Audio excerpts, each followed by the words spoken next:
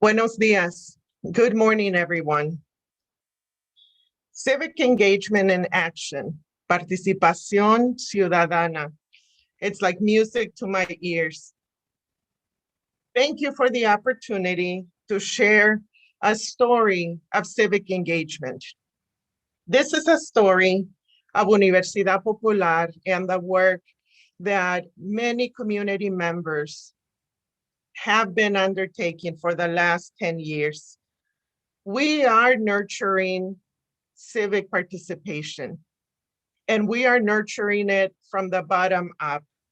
We are increasing civic action among individuals, among families, and entire communities that have historically been excluded and marginalized. These are communities that, because of their immigration status, gender, class, language, culture, or any other factor, have been excluded, many times legally by laws that aimed at keeping us from participating. I am part of a community group that is dedicated to increasing education and to facilitating civic participation. We are community leaders that decided to put our knowledge into action. This is the knowledge that we were fortunate to receive in our classes in Chicana and Chicano studies. Along the way this morning, I want to share with you and introduce you to some of the individuals behind this work. These are individuals that on a volunteer basis many times go out and teach and educate our community. We call them maestras y maestros comunitarios. We are also going to uplift the ganas and the desire of many individuals who we call our students, who rush to class to participate in our evening programs, many times after a long day of work. They go to a church, a community center, or a public library where we are ready to welcome them. I'll begin by sharing with you a little bit about our origin story, how we started, how we were introduced to Educación Popular. Well, for many of us as maestras comunitarias, we began and our journey began with our own personal history, our story. Our work is directly connected to my experience and the experiences of my friends, my colleagues, and my family members who went through the educational system in the United States. It was our way of making things right for others to come after us. We experienced firsthand trauma. We were treated like outsiders in many spaces throughout our community, but especially in classrooms. We were marginalized because we were Mexican, because we were immigrants, or because we had parents who didn't speak English, or even ourselves spoke English, but spoke English with an accent. Sometimes we just never knew why exactly we were being marginalized or treated differently. I experienced this trauma myself. So what I'm about to tell you is firsthand experience. I first arrived to the United States when I was 12 years old. I came with my mom, who out of desperation as a single mom, left Michoacán, Mexico. She was the first person, the first woman, mujer, from our village who journeyed north with all her kids. All her kids meaning 6 daughters, chasing the famous American dream. She came with 6 girls, undocumented, crossed the border into the United States. We arrived to the city of San Marcos, where we have lived and made our home for the last 40 years. When I went to school, not knowing English, not a word of English, I was punished for speaking Spanish. And I was constantly reminded by the teachers that were supposed to educate me that I was in America and I must speak only English. Luckily, my mom had taught me better. Sometimes we don't have to listen if what we are being told to do is wrong. I eventually learned the language. I still speak it with an accent, but I began to navigate the educational system and to understand the community around me. I eventually went on to college and graduated, and I studied history and political science because it was my journey to understand the history of my community, of my people. However, every time that I was told to speak English, I remember just becoming more determined to be proud of that language and of that culture. However, many of my friends who were in the same situation, had the same teachers, experienced the same treatment day after day. Many of them were not so lucky. Many of them actually made a conscious decision to not speak Spanish and eventually lost their language, became lost in their culture, and broke the roots that connect us to our community. But I'm happy to say that many of us, including myself, comprise 1 million Spanish-speaking people almost in San Diego County alone. 50 million in California who speak Spanish and are proud of our ancestry, of the struggle that our parents have carried for us. Nonetheless, that feeling of being treated differently stays with you. It is almost engraved in our minds and in our hearts. I can tell you that it has taken us many years and many classes in Chicana and Chicano studies to overcome that sentiment of marginalization.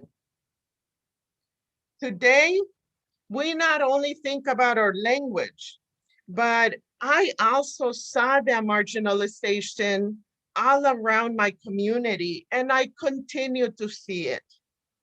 This is marginalization that has taken our history from us.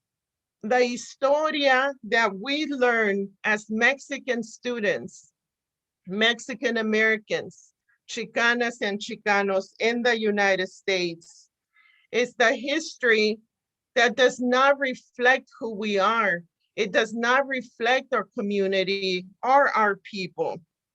I was told that I was going to learn the history of my forefathers, but those forefathers were George Washington and Thomas Jefferson, incredible people in their own right.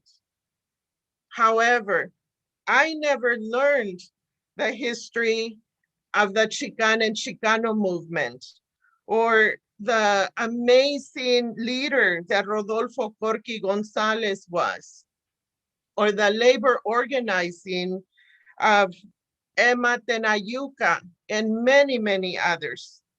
The story of our indigenous and Mexican ancestors has been completely omitted from our own experience. I didn't know why it was left out, but it continues to be the case. Nonetheless, I realized that it was all around us, in the streets in our city, in the pueblos, in the missions, the ranchos where all my ancestors worked. Most importantly, in the actual stories of the people around me, the stories that I listened to from my grandmother who came to the United States and worked here, my uncles, my aunts, and so many other individuals that I've met over the years. It wasn't until we got to college that we took this history serious. We took Chicana and Chicano studies courses and learned that history that had been kept secret from us.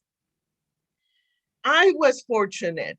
I was actually very fortunate because I had a teacher in high school. His name was Mr. Tony Contreras. When I was in high school, he saved me. And the knowledge that he imparted on me has been with me ever since.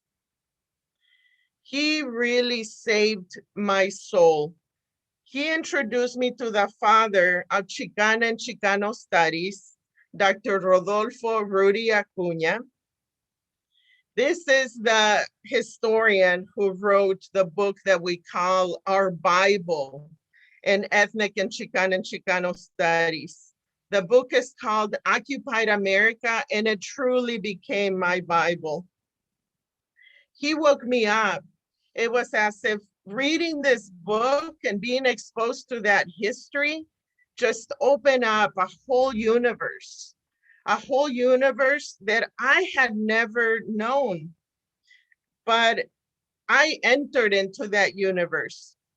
And the reason this moment became so critical in my history and the history of so many of the maestras and maestros in Universidad Popular is because it helped us to validate who we are, where we are at, and that we stand on a long history of amazing people that have contributed to our society socially, politically, and in every way, shape, and form. It also validated my frustration, my grief, my anger, and even the tensions, racial tensions that I felt around in my community. Above all, it helped me to see that we are visible and that we are here to stay. I also learned that my community had been treated like second-class citizens, and I didn't know it then, but we were marginalized for too long.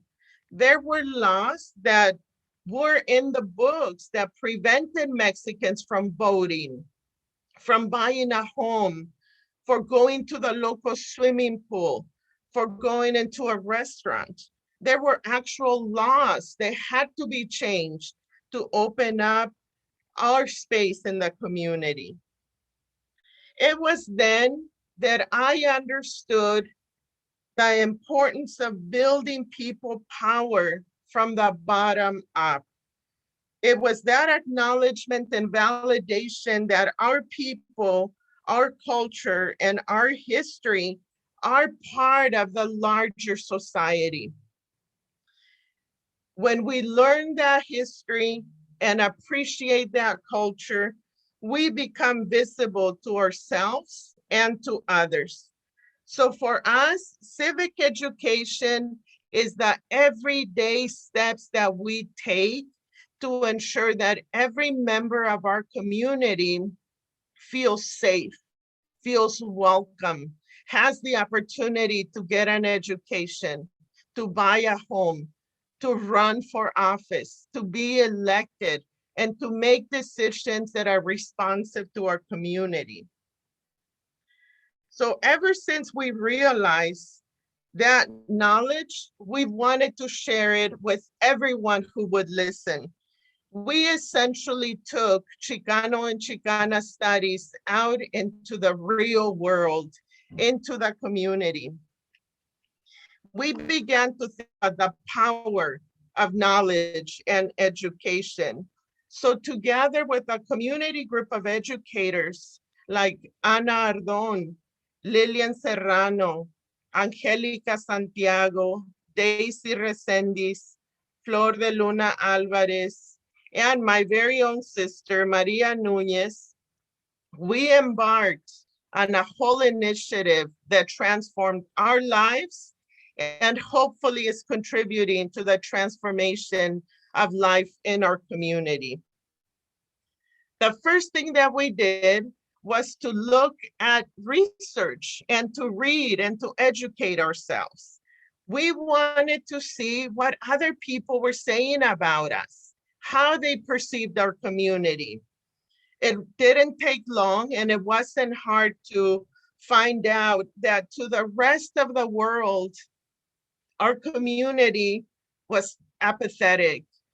Everybody saw us as people who don't care, who are not involved, who don't show up to meetings, who simply don't care. But we knew that was not the truth. We knew that civic and political participation is a continuum and it looks different for different communities. So rather than skipping to what everyone else calls civic participation, we wanted to dig deep and to find those ways in which our community could be more involved. We began to think about voting, about political campaigning, about contributions to political campaigns as simply some steps in that civic engagement continuum or spectrum. But in fact, we were more interested in the foundation of civic engagement, bringing back this idea that democracy is built on the power of the people, we the people, Mexicans, immigrants. We are also part of we the people. And so we wanted to remind all of our family members, our neighbors, everyone in our community that we are one community. We began to create classes designed for our community. We didn't want people to have to go to a 4-year university to gain the knowledge that we had gained. We wanted that knowledge to be free and available to everyone, to my mom, to my aunt, to my cousins. We all began to bring our parents to class. As we were showing up at the Vista Library, we are forever indebted to the Vista Library for opening up their community room for our classes. We were having 50, 100 students showing up to take our classes. We eventually outgrew that space and had to go and find bigger spaces for our community education. We are nonetheless so happy that the library understood that that space was sacred for our community. We know, and this is one of the lessons that we have learned, we know that our community is eager to participate if given the right conditions. We've seen it firsthand. We developed this model of education that is specifically tailored for the adults that didn't have the privilege of formal education. We are able to have interactions and to have engagement in real life scenarios. For us, it is the community that is our entire classroom. We are able to bring youth, parents, elders, and everyone into that same space to teach and to learn together. We open our classes for individuals who are able to become citizens because the information they need to learn also happens to be US history, happens to be political history, and civic engagement. So it's a perfect combination for us. One of the elements that has been most successful in our work is the ability to create a safe cultural environment. Our classes are in Spanish, and our classes relate directly to issues that are happening in our community. We make deliberate decisions on the content that is presented.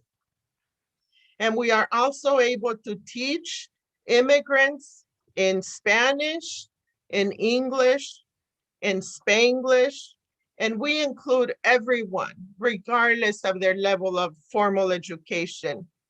We have a lot of women in our classes, and that's not surprising.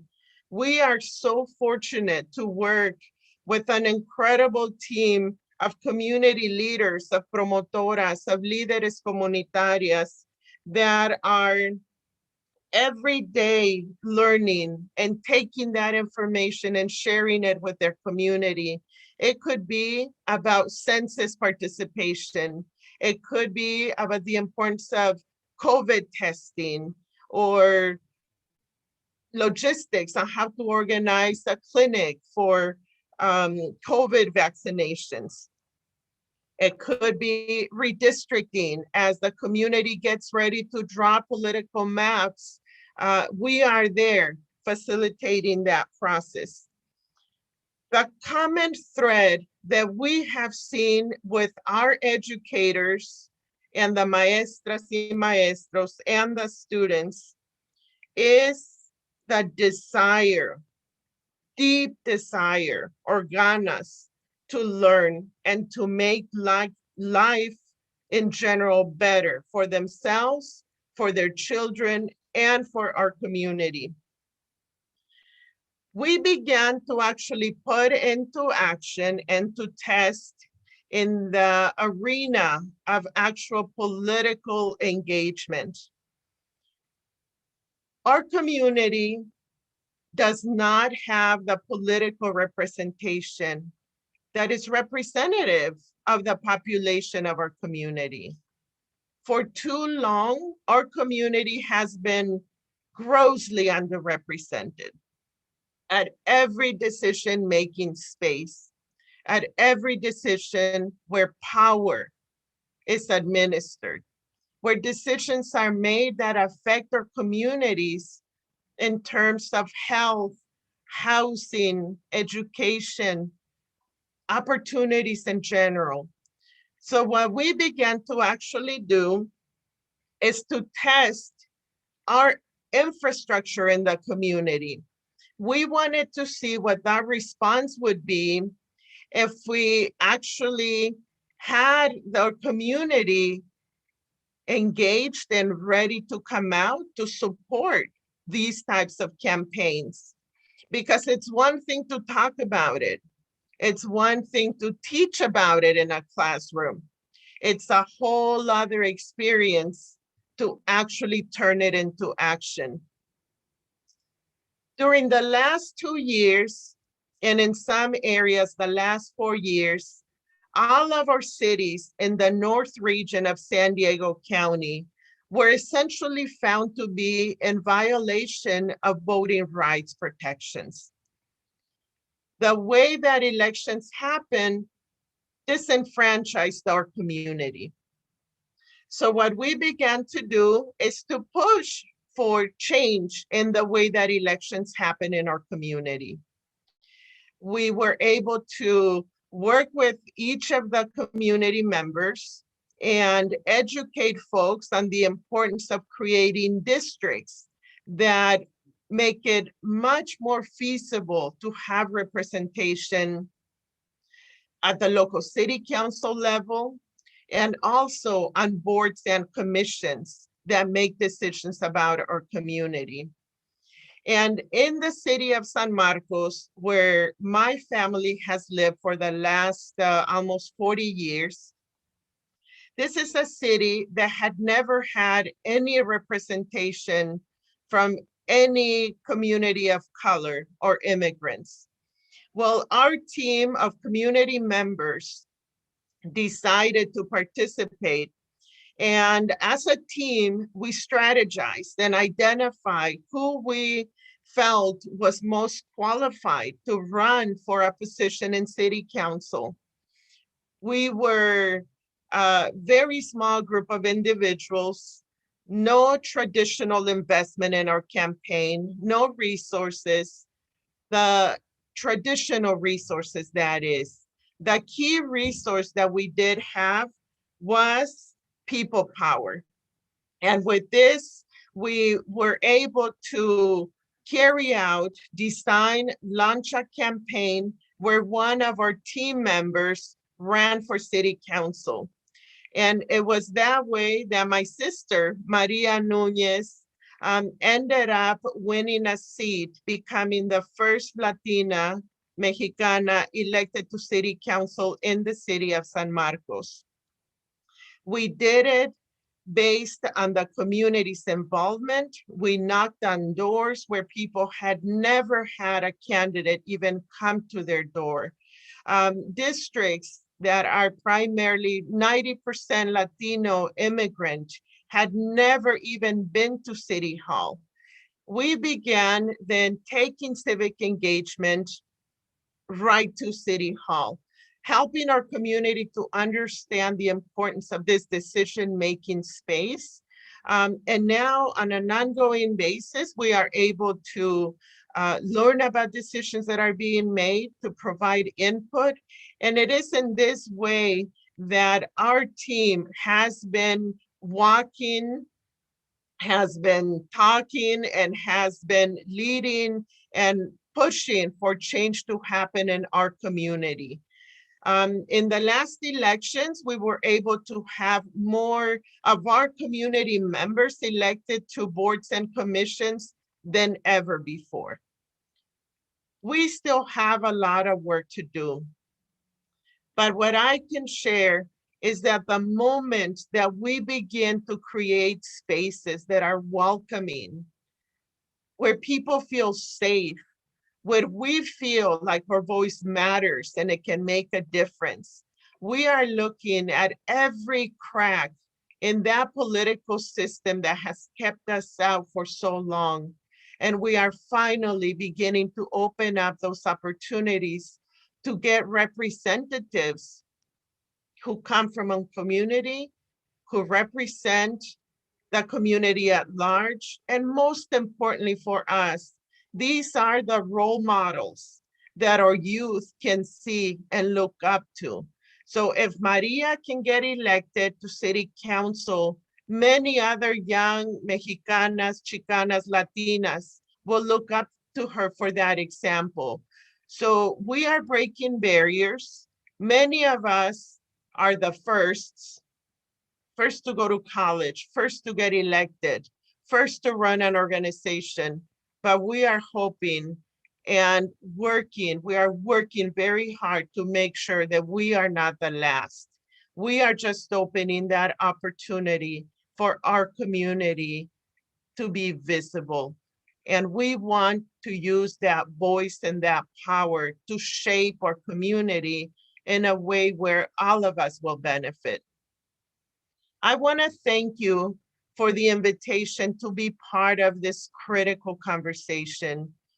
Civic engagement, and I love the term in Spanish, Participación, ciudadana. It's about everybody being involved in every way that we can, caring about our community, building unity, finding shared common goals and objectives.